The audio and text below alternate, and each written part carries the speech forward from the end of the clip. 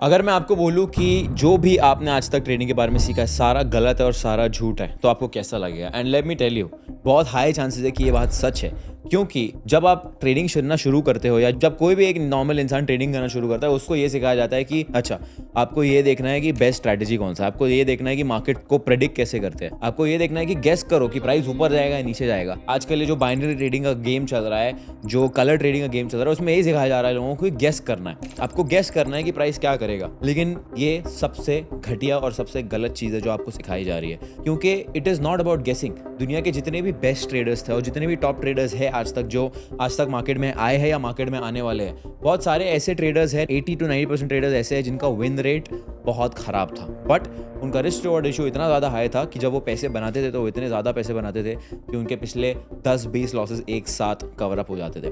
जैसे लिवरमोर करके एक ट्रेडर थे जो एक लेजेंडरी ट्रेडर थे, उनका सबसे बड़ा एग्जाम्पल है, उनका विन रेट 30% के हिसाब से। तो अगर आप उनको गेसिंग के हिसाब से देखोगे तो he is a terrible trader, but actually the truth is he was one of the most fabulous traders to ever walk on this planet. तो प्रॉब्लम है कहाँ? प्रॉब्लम ये है कि लोगों का जो माइंडसेट है, आपका जो सिखाया जाता है, आपका जो माइंडसेट है मार्केट को लेके, वो बहुत ज़्यादा गलत है, बहुत ज़्यादा फ्लॉड है। बिकॉज आप चेस कर रहे हो परफेक्शन, आप चेस कर रहे हो वो परफेक्ट स्ट्रैटेजी, आप चेस कर रहे हो वो एक परफेक्ट गेसिंग गेम कि मैं कैसे हर बार गेस करूं मार्केट क्या करेगा क्या नहीं करेगा। बट सच्चाई ये है कि आप कभी उसको गेस नहीं कर पाओगे, क्योंकि मार्केट अनप्रेडिक्टेबल है एंड किसी को भी नहीं पता है कि अगले दिन मार्केट एग्जैक्टली क्या करने वाला है। तो सवाल ये उठता है कि ठीक है, अगर ये गलत है, हमें गलत सिखाया जा रहा है, तो फिर सच्चाई क्या है और सच क्या है? एग्जैक्टली वो कौन सी चीज़ है जो आपको सीखनी चाहिए? एंड अगर वो सीखना चाहते हो, आपको वो इस एग्जैक्ट वीडियो में मैं सिखाने वाला हूँ, तो इस वीडियो को एंड तक देखना, जरूर एंड तक देखना, बिकॉज आज हम बात करने वाले हैं बिहेवियरल फाइनेंस के बारे में। अब ये जो टर्म है, बड़ा अंग्रेज और बड़ा कॉम्प्लेक्स टर्म लगता है, बट बहुत सिंपल है। बिहेवियरल फाइनेंस का मतलब ये होता है कि फाइनेंशियल मार्केट में एक सर्टेन बिहेवियर जो बार बार रिपीट हो रहा है उसको ऑब्जर्व करना और उसको ऑब्जर्व करके उसके ऊपर स्ट्रैटेजी बनाना, स्ट्रैटेजी बनाने के बाद उसके ऊपर पैसा कमाना। अब सवाल ये उठता है कि ये रिपीट क्यों होता है, ये जो पैटर्न है रिपीट क्यों होता है, और ये एग्जैक्टली इससे हम कैसे पैसे बना सकते हैं, इससे हम कैसे ट्रेडिंग में प्रॉफिटेबल बन सकते हैं। सवाल बहुत सिंपल है। जब से मार्केट एग्जिस्ट कर रहा है, मार्केट को हमेशा और हमेशा ह्यूमंस ने चलाया, मार्केट को हमेशा हमेशा इंसानों ने चलाया। अब इंसान जो है, उनका बिहेवियर, उनका साइकोलॉजी हजारों सालों से सेम है। ह्यूमंस को बहुत बेसिक इमोशंस है जो ड्राइव करते हैं। ग्रीड है, फियर ऑफ मिसिंग आउट है, लस्ट है, हंगर है। ये सब बेसिक इमोशंस जो है, ये एक इंसान को ड्राइव करता है एंड ये इमोशंस इंसान को हमेशा आगे भी जाके ड्राइव करता रहेगा। तो अब सवाल ये उठता है कि ठीक है, इंसान का जो बिहेवियर है वो बहुत प्रेडिक्टेबल है, उनके अंदर जो कैरेक्टरिस्टिक्स है वो बहुत प्रेडिक्टेबल है। अब अगर वो इंसान, सेम इंसान मार्केट्स को चला रहे हैं, इसका मतलब वो सेम पैटर्न्स आपको रिपीट होते हुए दिखने वाले मार्केट के अंदर, क्योंकि एक्चुअली मार्केट्स के पीछे बैठा कौन है? इंसान। तो आपको क्या करना है? अब आपको ये नहीं चेक करना है कि मैं गेस कैसे कर सकता हूँ मार्केट क्या करने वाला है। आपको ये चीज को सीखना है, ये चीज को ऑब्जर्व करना है कि ठीक है, अब मुझे पता है कि भाई मार्केट के पीछे इंसान बैठे हैं, तो वो कोई ना कोई बिहेवियर रिपीट कर रहे हैं, कोई ना कोई पैटर्न रिपीट कर रहे हैं। आपको सिर्फ और सिर्फ पैटर्न रिकॉग्निशन के ऊपर फोकस करना है, बिहेवियरल फाइनेंस के ऊपर फोकस करना है, बिकॉज वो बिहेवियर आपको एक बार रिपीट होते हुए दिख गया, चाहे वो कोई भी एसेट हो, कोई भी इंस्ट्रूमेंट हो, कोई भी मार्केट हो, एक बार आपको बिहेवियर दिख गया, आप उसको ऑब्जर्व कर सकते हो, उसको टेस्ट कर सकते हो और सिंपली उसके ऊपर एक स्ट्रैटेजी बना सकते हो। अभी के अभी इस पर्टिकुलर वीडियो में मैं अपना लैपटॉप खोलने वाला हूँ और मैं एक रैंडम पैटर्न ऑब्जर्व करके आपको उसके ऊपर एक स्ट्रैटेजी बना के दिखाने वाला हूँ, because that is how simple it is. But it is not that difficult to observe a pattern. Pattern आपको कोई भी ऑब्जर्व करके दे देगा, आप अभी के अभी चार्ट खोल के पैटर्न ऑब्जर्व कर लोगे। The difficult part is what I will tell you later in the video. तो बिना टाइम वेस्ट के चार्ट पे आ जाते हैं। ठीक है, आपको सिंपल एक पैटर्न रिकॉग्निशन करके दिखाने वाला हूँ, उसके ऊपर क्या क्राइटेरिया आपके होने चाहिए वो एकदम सिंपल से आपको करके दिखाने वाला हूँ। तो एक बहुत सिंपल स्ट्रैटेजी डेवलप करने की कोशिश करते हैं यहाँ पे। सबसे इंपॉर्टेंट चीज पैटर्न रिकॉग्निशन में टाइम विंडो बहुत ज्यादा इंपॉर्टेंट है। मैंने अपने पास्ट वीडियोस में भी टाइम विंडो के ऊपर बहुत ज्यादा फोकस किया है, क्योंकि वो बहुत इंपॉर्टेंट चीज है। अब अगर आपको पैटर्न रिकॉग्नाइज करना है तो उसको आपको एक पर्टिकुलर टाइम विंडो के अंदर रिकॉग्नाइज करना पड़ेगा जहाँ पे मार्केट में वॉल्यूम ज्यादा आता है। तो एकदम सिंपल हम लोग न्यूयॉर्क विंडो चूज करते हैं, न्यूयॉर्क ओपन चूज करते हैं जो शाम के वक्त होता है। तो न्यूयॉर्क ओपन के टाइम पे हम लोग सिंपल पैटर्न ऑब्जर्व करने की कोशिश करते हैं। ठीक है, 1 आवर टाइम फ्रेम पे हम लोग पैटर्न को ऑब्जर्व करने की कोशिश करेंगे। सबसे पहले आपको जाना है इंडिकेटर्स में, आपको सर्च करना है FXN एशियन सेशन रेंज। तो आपको कुछ ऐसा आपकी स्क्रीन पर दिख जाएगा, इस पर आप क्लिक करोगे तो आपका इंडिकेटर जो है कुछ ऐसा आपके चार्ट पे प्लॉट हो जाएगा।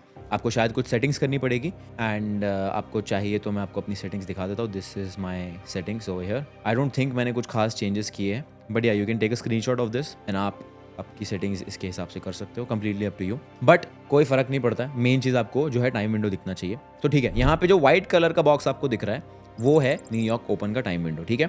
अब इस पे हम लोग एक बहुत सिंपल सा पैटर्न रिकॉग्नाइज करने की कोशिश करते हैं। पैटर्न सिंपल ये होने वाला है कि हम लोग बेसिक सपोर्ट और रेजिस्टेंस के हिसाब से ट्रेड करेंगे गोल्ड पे। हमारा पैटर्न हम लोग ये रिकॉग्नाइज करने की कोशिश करते हैं कि ठीक है, जब भी गोल्ड 1 आवर टाइम फ्रेम पे न्यूयॉर्क सेशन के ओपन के बाद अगर 1 आवर टाइम फ्रेम का सपोर्ट और रेजिस्टेंस ब्रेक करके रीटेस्ट करता है, हम लोग तब ट्रेड लेंगे। We will try to see if this pattern is playing out. अगर पैटर्न प्ले आउट नहीं होता है, no problem, we will try to find a different pattern, ठीक है। ओके, यहाँ पे मुझे सबसे पहले एक ट्रेड दिख रहा है। यहाँ पे I can clearly see this was broken, ठीक है। अब हम लोग जो है 1 आवर टाइम फ्रेम पे सपोर्ट रेजिस्टेंस बना के हम लोग स्विच कर लेंगे अगले टाइम फ्रेम पे, ठीक है। अब यहाँ पे आप देख सकते हो ब्यूटीफुली प्राइस ने इसको ब्रेक किया, ठीक है।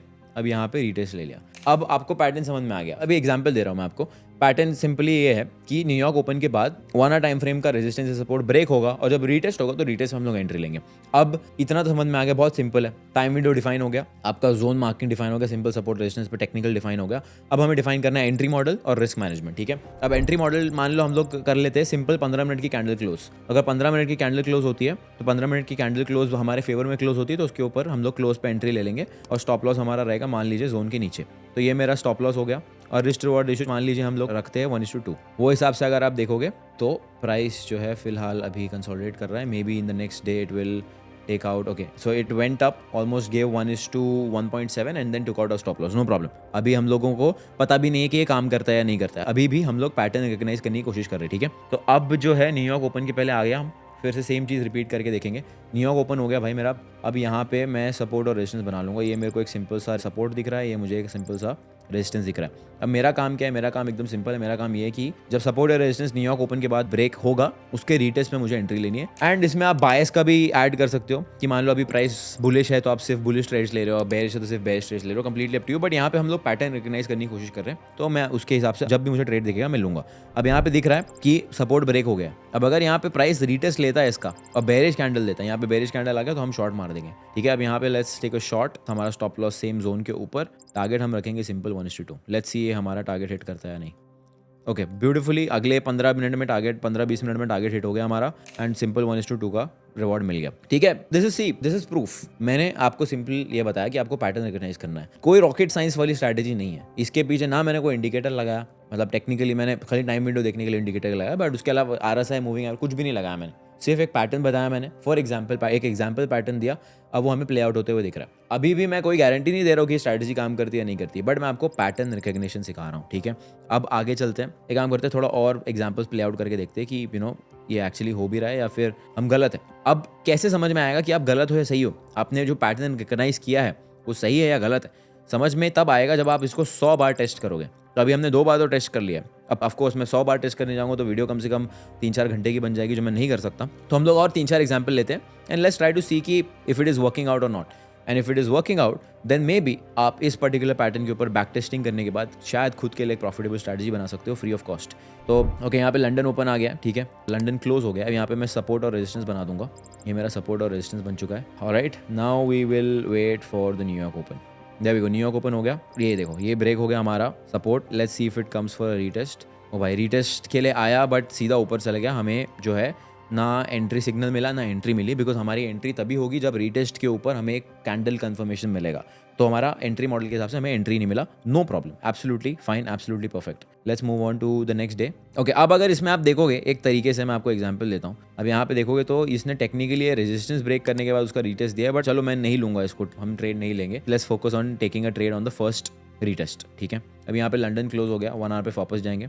सिंपल 1 आवर पे मैं गया हूँ। अब मैं ट्राई करूँगा इसको जो है सपोर्ट और रेजिस्टेंस मार्क करने का। यहाँ पे मुझे क्लियर सपोर्ट दिख रहा है। Let's try to find the resistance इतना खास कुछ दिख रहा नहीं है। Let's say this is my resistance, but price mostly bearish जाएगा मुझे लग रहा है। तो अभी देखो यहाँ पे ब्रेक हो गया, सपोर्ट ब्रेक हो गया। अब अगर ये रीटेस्ट लेता है और 15 मिनट की कैंडल हमें देता है, ये देखो आ गया हमारा 15 मिनट का कैंडल। अब टेक्निकली वो तो मैंने पहले देख लिया कि वो ऊपर जा रहा है, but will follow the rules and will try to see. अब ये बहुत बड़ी गलती करते हैं लोग, जो मैंने अभी आपको पॉइंट आउट करके दिखाई। अब लोग जब टेस्ट करने जाते हैं ना चार्ट्स पे, पुराने चार्ट्स पे, अब देखो मैंने ठीक है आगे करके देख लिया कि प्राइस ऊपर जा रहा है। अब लोग क्या करते हैं, जब लोग ये देखेंगे तो वो बोलेंगे अच्छा भाई मुझे तो दिख गया है कि ये ऊपर जा रहा है, मैं काय को उसके ऊपर टेस्टिंग करूँ, मैं क्यों उसके ऊपर टेस्टिंग करूँ, मैं क्यों अपना टाइम वेस्ट करूँ। टाइम वेस्ट की बात ही नहीं है यहाँ पे। What you need to understand is, अगर आप 100 बार इसको टेस्ट कर रहे हो तो कितनी बार काम कर रहे हो, कितनी बार काम नहीं कर रहा है। So do not lie to yourself when you are on the charts trying to test something, right. मेरा स्टॉप लॉस रहेगा मेरे जोन के ऊपर, इसके ऊपर लगा लेते हैं हमारा स्टॉप लॉस एंड टारगेट हम 1:2 के ऊपर रख लेते हैं। लेट्स सी क्या होता है। ठीक है, स्टॉप लॉस ले, no problem. This is telling us how much our pattern recognition is